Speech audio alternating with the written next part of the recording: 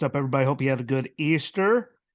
And hopefully, whether you watched it live, re-air on Peacock, wherever you got a hold of it, hopefully you enjoyed the Supercross Triple Crown in Glendale, Arizona, at the State Farm Stadium, which is the home of the Arizona Cardinals. And I don't know if you guys watched it, comment and let me know if you watched it yet, or you can go back and watch it. But the height of those walls where the seats only were and stuff, that building looked gigantic. And they do races, Jerry World, which is enormous. So that was kind of, odd for me. But we got to see really, good speeds, good racing. Sadly, we saw more injuries. It's been like a year of attrition, people just going down all the time, which absolutely sucks. But we did get to see people assert themselves, claim their stake, in the championship, and saw some people flounder that I didn't expect to see flounder, which really actually did honestly 100% surprise me because I didn't see it, but yet here we are. And I mean, there's still time to bounce back, so I'm not saying that it's over, but I just didn't see it coming. So with that being said, Glendale, Triple Crown, 250 West and 450s, no heat races or LCQs, obviously. 3 races, lowest accumulated score wins. First place gets 1 point, second gets 2, third place 3, and so on. That never has the lowest number at the end of the night wins overall. Like I said, injury, sadly, Cameron McIndoe done for the season after a hard crash in free practice. Earlier in the day, separated his shoulder, tore labrum. I'm sure there's other things that they haven't disclosed, but the best to him, speedy recovery. Because that really sucks, and you can't do anything with a bad shoulder with what they do. Like, there's a lot of abuse on that. So hopefully he comes back. And Styles Robertson also went down in the first 250 race, got hit by 4 riders that had just nowhere to go where he went down. After qualifying 7th, had a good looking bike, but these things keep happening. It happened all season. Sustained an ankle and lower leg injury, requires surgery. So he is also done for the 2023 season, which sucks because he was, up there doing good in the points. He's still tied for 3rd, but that's done. And again, rough season. I mean, you look at started Malcolm Stewart right away. These guys, like, there's a lot of people that have gone down hurt. So I'm going to keep saying it. Hopefully we get one weekend where I'm not mentioning anyone breaking anything, lacerating livers or anything during a wreck. I don't think so. It's one of those sports where it's going to happen. I don't remember it happening anywhere near this bad for, a little bit there where it's just every week. So speedy recoveries to Cameron McIndoe, Styles Robertson, add them to the list. It sucks, but, at least they can recover and be okay. So moving on to the races, 250 race 1. Again, this is the race Styles Robertson went down, caused a red flag. Full restart was about 7:19 left, so they went back to the gates.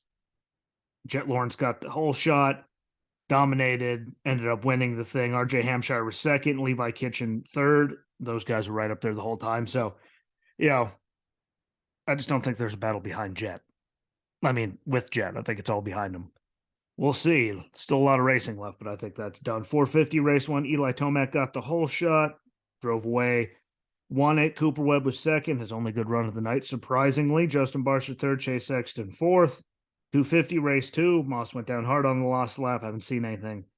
So when I get an update, I'll let you know. RJ Hampshire, though, dominated the race, got out there, led the whole entire thing in dominating fashion, looked really good. So RJ Hampshire got the win in that one. Levi Kitchen 2nd, Jett Lawrence 3rd, and Jett did the smart thing, which, you don't say very. He just goes.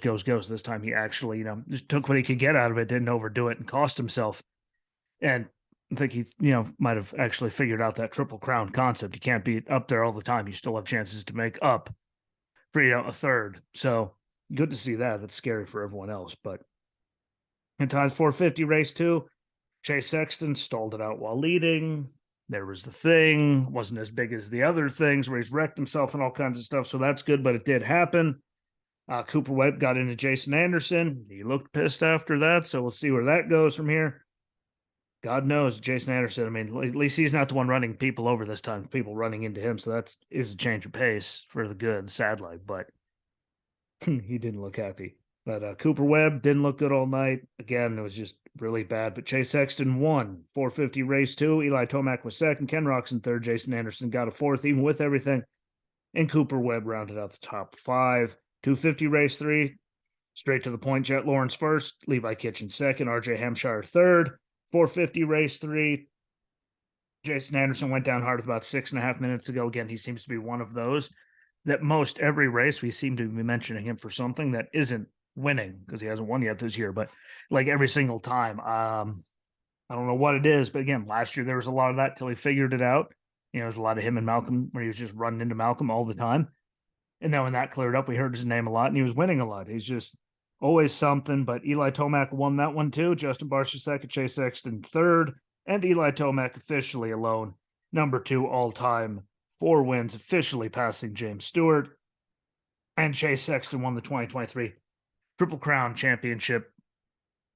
I've mentioned all the Triple Crowns. He's been there. So Eli Tomac had bad, nights where he wrecked himself. Cooper Webb, a lot of guys had issues throughout it. Also good to see Chase getting that, even though going into the race, I was wrong. Again, he cost himself 30 points going into this race, which means that wasn't the case. He would have been the points leader going into it. But overall, Jett Lawrence won the night, RJ Hampshire second. Great to see that. Levi Kitchen third, Pierce Brown fourth, Enzo Lopes fifth. And the 450s, Eli Tomac was first, Chase Sexton second, Justin Barcia third, Cooper Webb only got a fourth, and Ken Roxon was fifth, which changed up the points for the 450s. But 250 West, Jett Lawrence is first, RJ Hampshire second at 26 back. So it's only a little bump, but every little bump helps in the points. Just could come down to a point for all you know. We've seen it before. Cameron, RJ Hampshire, though, running good. He had a good night overall. Great to see him in second. Cameron McAdoo is third, tied with Levi Kitchen, who's in fourth, both at minus 52, both the injury to Cameron McAdoo. He was doing so well that he missed a whole entire race, and he's still up there, in that tie, which is, really cool. It's a damn shame. Again, always next year, just get up, make sure you heal the body right, train right, get all the right people in place. Make sure, to try to lessen the chance of it happening again and come back strong. 450s, Eli Tomac won. This one, he seems much better, and that's why he has first place and the sole holder of the red number plate now. Cooper Webb second, falls to 7 points back. Again, he just didn't have a good night at all. I don't know what the hell it was about, but it was really weird to not see him, right up there. But they went in tied.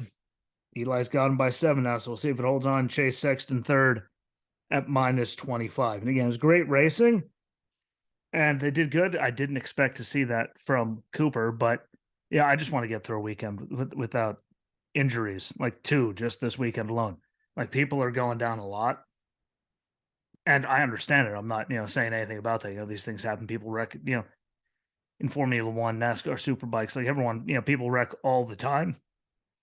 It's just there's been a lot of big injuries this year. I didn't think it was going to be, a good sign when we lost people there in the first race right away, like Malcolm Stewart right away, I think on lap 1 or something of the race. And it's continued. So hopefully that stops, because it'd be really nice to just get through a weekend without having to tell you guys about someone else getting hurt and breaking something, separating something, tearing something, being unconscious. It does get old, believe it or not. And we're going to wait and see what they do to replace, for Phil, for Cameron McAdoo for the bike and Styles, and see where that all goes. But we'll find that out going into, the next race. But, again, thanks for watching and listening. Don't forget, Apple Podcasts, Spotify for podcasters, YouTube, Rumble, Cloud Hub, BitChute, iHeartRadio, Good Pods, Amazon Music, Audible, all over the place. So, find it. I'm under Racing with Jesse Rosinski on Facebook, where I share. I'm Racing Rosinski on Twitter, where I do all kinds of stuff and interact with people all the time. So follow there. You can go on the Spotify for podcasters / Anchor, whatever it is page. You can leave voice messages there to tell me what you think. You can just click on the link that I share. Bang, you can do that. You can also give monthly support to the show to help pay for the trademark, which I'm going to have to do, and, equipment and all of that. And also check out the Substack. It's officially up under the same name, where I go over stuff both, that I'm talking about in the shows and outside of the shows, putting out articles on that, newsletter, mailing list. Join that. Help that thing grow and share the hell out of all of it. And I really do think you guys should check out the Substack. I mean, I know I'm writing it, but I could really grow something cool out of that. So, subscribe to that and share the hell out of everything. And make sure you check out the rest of the shows from the weekend. And until we meet again, everybody, peace.